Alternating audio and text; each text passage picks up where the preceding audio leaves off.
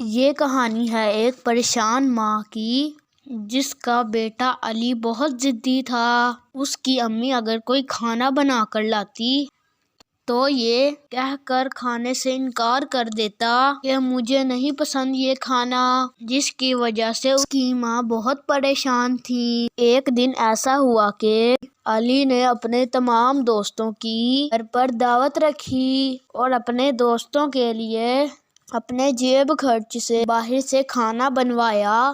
جب دوستوں نے کھانا کھایا تو کسی نے کہا میں مرچ زیادہ ہے، کسی نے کہا میٹھے میں چینی کم ہے، جس سے علی کا دل بہت دکھی ہوا۔ اس نے سوچا اتنی محنت سے پیسے لگا کر کھانا بنوایا پھر بھی سب نے کوئی نہ کوئی نقص نکالا۔ اس رات وہ لیٹا تو اس نے سوچا کہ کتنی ہی بار اس نے ماں کا دیا ہوا کھانا کھانے سے انکار کیا کہ اسے پسند نہ تھا۔